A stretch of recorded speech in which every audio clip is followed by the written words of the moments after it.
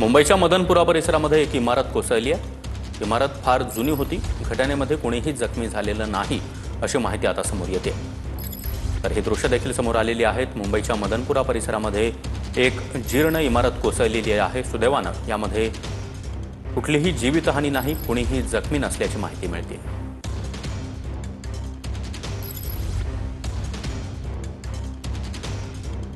तर ही इमारत फार जुनी होती, त्यामुळे या इमारतीमध्ये कोणी राहत नव्हतं आणि आजूबाजूचा परिसर देखील रिकामा होता। त्यामुळे ही इमारत पडली त्यावेळी कुठलीही दुर्घटना यावेळी झालेली नाही।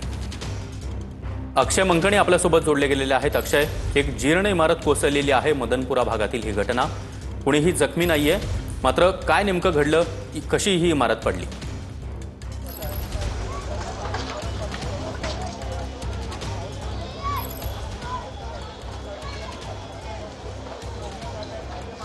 नक्कीच सागर, सध्या आपण मदनपुराच्या परिसरामध्ये आहोत आणि हुसेनी बस्तीच्या जवळ ही नूर मंजिल नावाची ही 2 मजली इमारत होती। ही 2 मजली नूर मंजिल जी इमारत आहे होती ही अति धोकादायक परिस्थितीमध्ये होती आणि हिला संपूर्ण म्हाडाकडनं नोटीस सुद्धा देण्यात आलेली होती। त्यामुळे या इमारतीमध्ये कोणी राहत नव्हतं। त्यामुळे ही इमारत जी आहे ती पाडकाम करत असताना अचानक पद्धतीने कोसळलेली आहे। त्यामुळे या इमारतीमध्ये कोणी सुदैवाने वास्तव्यास नव्हतं। त्यामुळे कोणतीही जीवितहानी जी आहे ती या संपूर्ण घटनेमध्ये झालेली नसल्याची माहिती जी आहे ती सध्या आपल्याला मिळते। परंतु या इमारतीच्या शेजारी आपण पाहू शकतो की बेस्टच्या संपूर्ण इलेक्ट्रिसिटीचा हा बोर्ड आहे।